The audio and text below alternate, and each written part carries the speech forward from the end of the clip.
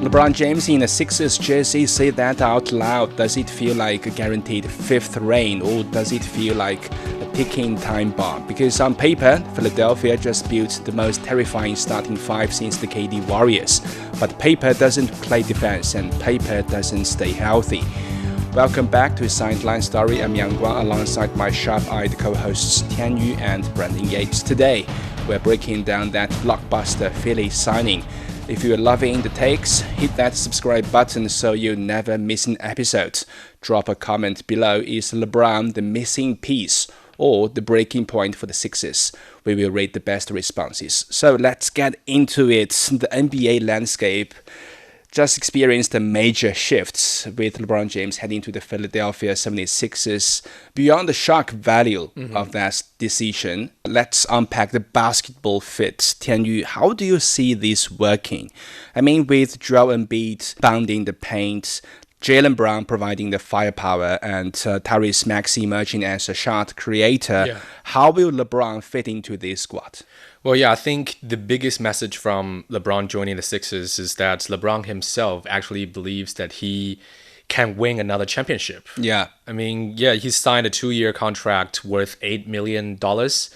And that means he took a massive pay cut compared with last season. Such a bargain. Yes. For a player at this stage of his career, I think he could have easily chosen a more comfortable option. But instead, he picked a team that gives him potentially the best chance. Yeah, clearly salary is not the number one option for him right now. Yes, at landing another trophy.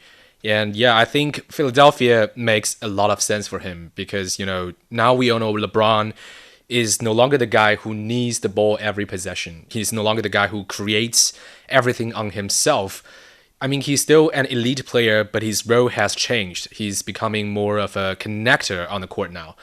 And the Sixers, they already have Tyrese Maxey, like you said, who can create offense with his speed, Jalen Brown, who can attack one-on-one, and Joel Embiid, who can score in a post and from outside. So LeBron doesn't need to be the main option in attacks anymore. His job is to connect everyone on the court. He can bring the ball up, he can find the shooter, run pick and rolls, and just control the game a little bit when things become chaotic. So these small things are actually where he's so special because his basketball IQ, I would say, is probably one of the best we've ever seen in a basketball player. And also another reason why I think Philadelphia fits him is actually the spacing. So unlike some other teams that he has, linked with, like the Golden State or the Miami, I think the Sixers don't need him to completely change his position. Maxey provides the speed, like I said. Embiid provides the shooting and inside presence, while Jalen Brown gives them, another strong scorer on the wing. So ideally, LeBron can just play as the, experienced guy role who organizes everything. But in reality, actually, there are still question marks, especially around the defense of this squad. I mean, at 41 years old, LeBron will not be able to cover as much space as he used to. And also we know Embiid has some injury and mobility concerns. So having both of them on the court creates some defensive challenges, especially when you're playing against younger and faster teams. So that means players like Dean Wade, Jabari Walker, and Jalen Brown become extremely important because they need to, carry those defensive workloads. And so overall, I think this is probably, the best basketball fit among all the teams that LeBron was connected with. I think Philadelphia kind of gives him the strongest roster right now. Right. I'm with you when you talked about how LeBron can be a connector, linking up the best players on the squad. But I just don't know if his ego will allow him to step aside and give the spotlight to the others. I just don't know. Brandon, with 3 elite scorers on the floor, what role does LeBron play there? Will he be the second man or even the third man of this team?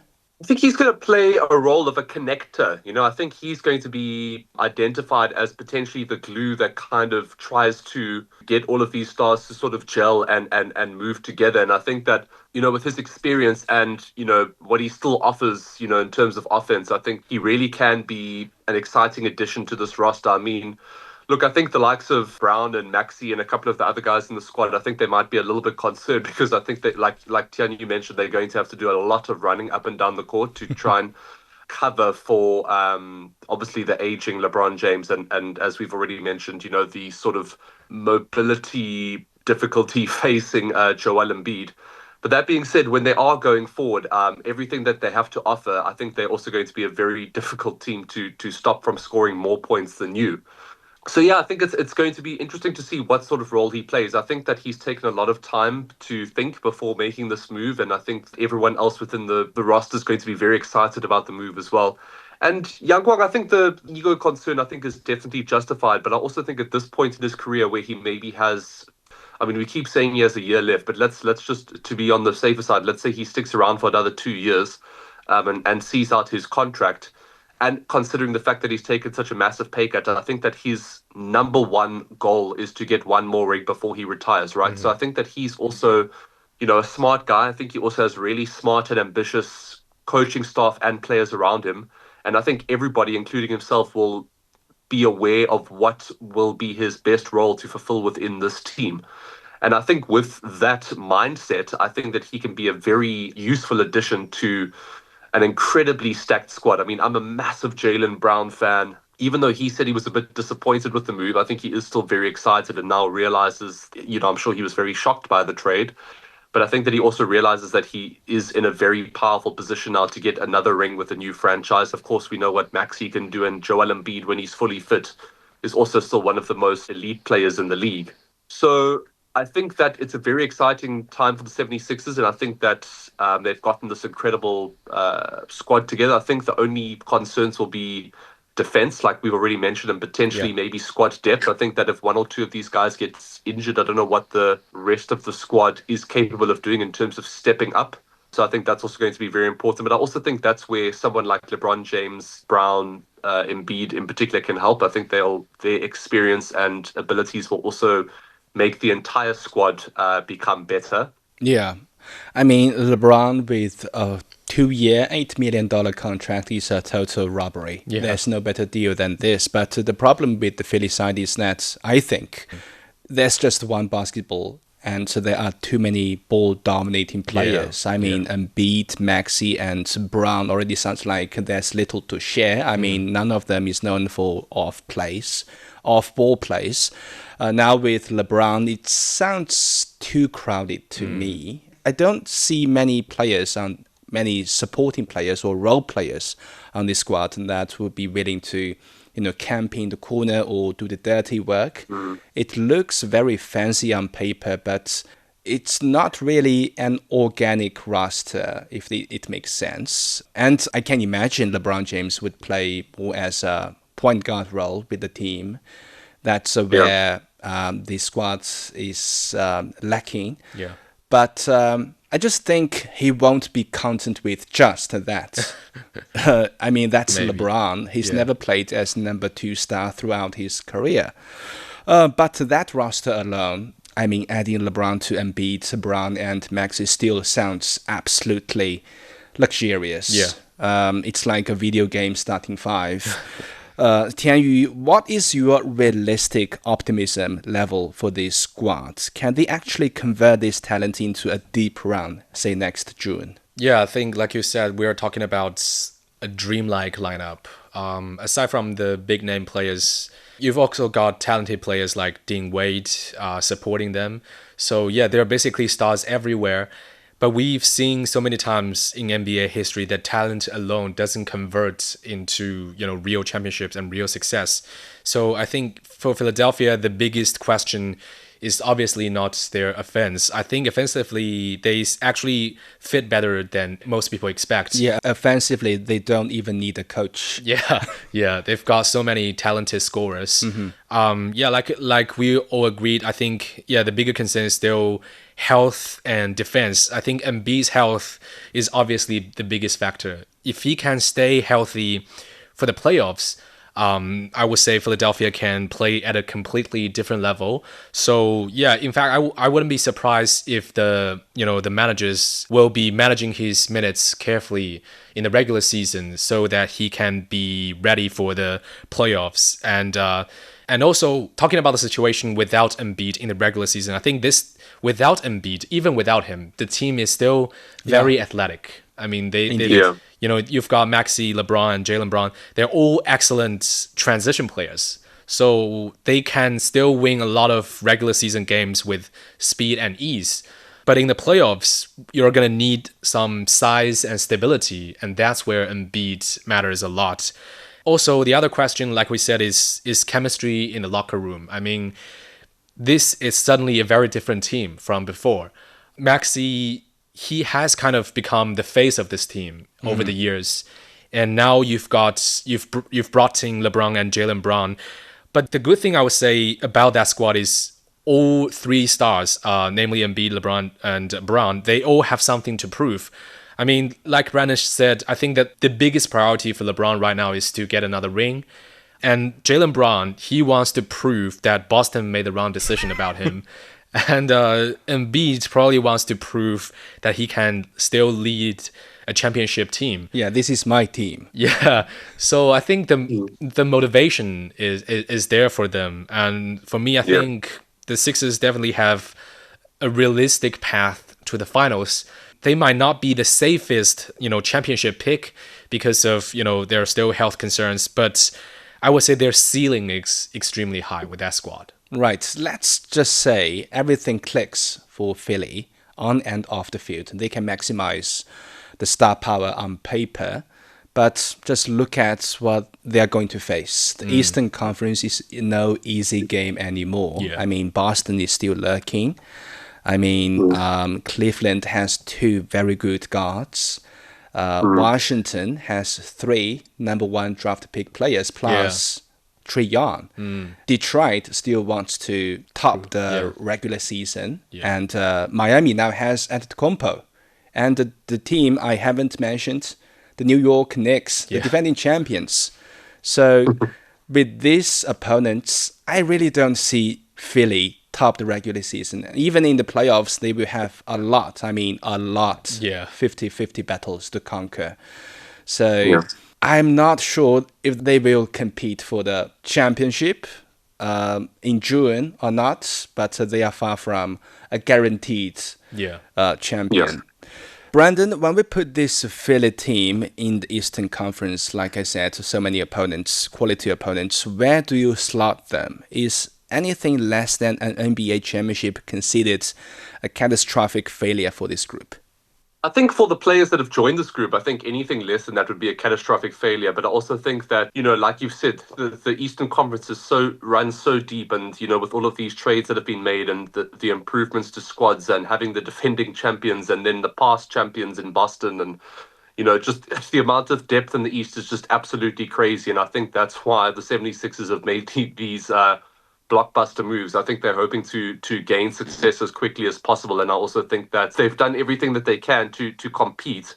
But again, just nothing is guaranteed. I think, but I mean, in the East or West, or just in the NBA in general these days, nothing is guaranteed. I think that there's probably between 5 and 10 teams that you can look at right now that you would say could, in the past be guaranteed champions, but now the competitiveness of the league, especially with the influence of foreign players, is just absolutely immense. I think every season the NBA just seems to get stronger and stronger and more competitive. And as an NBA, sort of neutral fan, that's amazing. But if you're a franchise owner or someone that's, dishing out paychecks, you think, geez, is this money going to be enough to even compete at this level? I guess Philadelphia doesn't have to be that concerned with LeBron's paycheck, but with, Embiid and Maxey and Brown and some of the, the money that they're getting paid, I think they're going to be expecting massive results early on. Then again, I think that what Tianyu mentioned also earlier, I think is crucial. I think the mindsets of Embiid, Brown, and James in particular, I think is going to be extremely helpful for the organization, because they all have points to prove in different ways. I think for LeBron, it's a time battle. He really has a year or two left to claim one more ring and, try and keep himself in the GOAT conversation, which he seems to have sort of fallen out of. I think it seems like most pundits still agree that Michael Jordan is the out and out greatest of all time. But if LeBron is able to get a ring with the 76ers, maybe that conversation will be strengthened a little bit. I think Brown will be hugely upset with how he was treated in his final months at Boston. Yeah. And I think that he will be very excited to showcase that he's still one of the best in the league in Philadelphia. And Embiid, there's so many question marks around his health. The talent and the abilities and what he's able to do in fully fit, that's entirely, there's no discussion there. He is an elite first level talent. But I think that he'll want to prove the doubters wrong and show that he can get through an entire season and be very effective and, not just be sort of a one-hit wonder. So I think there's going to be a lot of bruised egos there. I think a lot of them would have been brought down to earth, particularly the three that I mentioned. And I think that is potentially a good thing for all the players within that franchise and the franchise itself. I think that when you've got incredibly successful athletes that are sort of knocked down a peg and then have to rise again to prove a point, that could potentially be a very dangerous combination. Yes, and this Philly side reminds me of the Miami Heat with the big three in their first season. Yeah. It looks very fancy, but they didn't gel together like a team. Yeah. And it looked very ugly in the NBA Finals in the end. But it took 2 or 3 years for Miami to grow into a mature organization to win 2 NBA championships. But I don't know if LeBron James has 2 or 3 more years to play in the league. Now, zooming out from Philadelphia, the trade market has been buzzing with so many activities. Tianyu, well, the LeBron move stole headlines. Which franchise do you think has quietly executed the smartest deal of the offseason so far? Well, still, I think the biggest winner is still the Sixers. The reason is very simple. They turned an aging Paul George contract into Jalen Brown, who is still in his prime and coming off an MVP level season. So regardless of how people evaluate Jalen Brown's exact value, getting a 29-year-old All-NBA wing is definitely a huge win. Yeah. The Sixers have always had problems, finding reliable wing players around Embiid. But now suddenly they have Jalen Brown and Dean Wade around him, which gives them a lot more balance to that squad. So yeah, compared with where they were before, I think they now have a real championship squad. And apart from them, I also think the Spurs did a fantastic job in the window. Their biggest move was not trade. I think it was locking Victor Wembanyama into a 25% max extension. Because instead of potentially paying him a supermax later, I mean, that could save them a lot of money and give them, more flexibility to build a championship team around Wembanyama. And on the other side, I would say Boston is definitely the team that is facing the biggest questions. Yeah, I just don't know why they traded Jalen Brown to the Philadelphia 76ers and received Paul George. Yeah, it sounds bizarre. Yeah, it's really bizarre. I mean, I don't know what they are thinking about. The managers are thinking about long-term. Maybe they have a massive long-term plan. But just looking at short-term, I mean, Boston gave up an MVP-level superstar, and they made their championship window much less clear. So I would say it's a really lousy deal, and it actually reminds me of how the Mavericks traded away Luka Doncic for Anthony Davis. It doesn't make sense for me. Right. The Boston Celtics may forget that it's Jalen Brown who led the team to the second position in the regular season last season. And, well, Jason Tatum was recovering from that horrible Achilles tendon injury. Yeah. And there's so much uncertainty in front of him. I mean, Jason Tatum after that recovery. And Jalen Brown is clearly the safe choice here if you have to pick one out of the two. Mm-hmm. But they picked Jason Tatum anyway. Actually, I think OKC had a very strong summer. They managed to keep the cool trail of SGA, Jalen, and Chet. I mean, sending out Luguentz Dort and Aaron Wiggins didn't really impact the squad that much, but the draft picks they received from these deals really gave them valuable future flexibilities. Yeah. These are the moves that balance out the present competitiveness and the long-term development of the team. Very sustainable. Finally, let's shift the gears to the Summer League buzz, because it's not all about the superstars. Chinese hopeful Yang Hansen put up some solid and fundamental numbers out there in Vegas. For those of us watching closely, Tianyu, what specific tangible improvements have you spotted in his game since his rookie year? I would say the biggest improvement I noticed from Yang Hansen is actually his physicality in the games. I mean, last season, one of the biggest questions around him was actually whether his body could handle the NBA level. But in the Summer League, he really showed he's a lot stronger now. I mean, he was using his body wiser and fighting for positions and protecting the rim better and finishing around the basket with more confidence. Yeah. I think there were several plays in the Summer League games where he simply used his strength to outpower his opponents and just to finish through contact. I think that shows he's adapting really quickly in terms of his physicality. Yeah, many aggressive plays in Summer League. Yes. And also another positive sign is his involvement in pick and roll situations. Before, people mostly talk about him as a big man who knows how to pass. But now we're seeing him, become more active as a traditional big.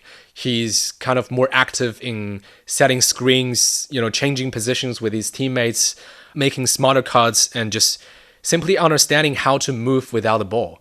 So that's very encouraging because, NBA big men need to do more than just one thing. Yeah. But also at the same time, I think we have to be careful. I mean, Summer League, at the end of the day, is still, a far cry from real NBA level games. The biggest challenge for him is still going to be, how to survive the battles against quicker and stronger forwards and guards. And I think his lateral movement and his defensive capability still needs a lot of improvement. But the exciting part of him is that he's still 21 years old. He has already shown that he can adapt quickly. And I think for a young player, sometimes improvement speed is actually much more important than where you are right now. So I think Portland and Chinese fans should be patient. If Yang Hansen can keep developing physically and technically at this level, I think he has a real chance at earning more minutes in next season. Especially Chinese fans, because I saw loads of criticism towards him. Yeah. That made the Portland journalists surprised. But to me, the biggest bright spot from Yang Hansen's game this summer is his rebounding. It's clear he now knows how to box out and get into the right position on both ends of the court in a very efficient way. I mean, compared to the Summer League last year, his rebounds jumped from 5.3 per game to 8.5. I mean, that's exactly what the Blazers coach wants to see from him. I mean, yes, Yang Hansen has playmaking skills and vision, and he's a big threat under the basket, but at the end of the day, as a center, rebounding comes first. And that improvement is quite convincing to me. Brandon, any positive signs from Yang Hansen's recent outings? Yeah, besides the conditioning and the improved defensive positioning that you both have already mentioned, I think that his decision making has definitely gotten a lot better. I think that sometimes he occasionally held the ball for a little bit too long and looked a little bit unsure of himself. And I think that that has greatly improved. He seems to be a lot more confident at this level and, is sort of backing himself in the decisions that he's making. So I think it's probably the biggest improvement that I've seen. He seems to have grown a lot, in terms of physicality and, being the defensive linchpin that his organization wants him to be. But I also think that when he's got the ball, he seems to be more in tune with his teammates, backing his own abilities and backing his own decisions that he's making. And I think that, to be an NBA player, you really have to have the abilities, but also the confidence to believe in your own decision making, on both ends of the court. And I think that has noticeably improved. Of course, we know that his passing remains elite. And he is, this physical specimen that can really do quite a lot effectively on both ends of the court. So I think that what he's done in the offseason and the sort of backing that he's getting from the organization all, seem to be positive points. Going into the season, what he is going to be capable of doing and how many minutes he gets remains to be seen. But I think that he seems to have done everything possible within his own abilities to be as ready as he possibly can be and to fit the role that the organization wants him to fill as best as he can. Right. Let's see if Yang Hansen will be able to extend that fine form into his sophomore year. And meantime, what kind of impact LeBron James will bring to the Sixers and the entire league. With that, we end this episode of Sideline Story. Thank you so much for joining us. Subscribe to Sideline Story and leave your comments wherever you listen to podcasts. For more information, you can also check our website at radio.cgtn.com. Until next time, stay on the sidelines with us.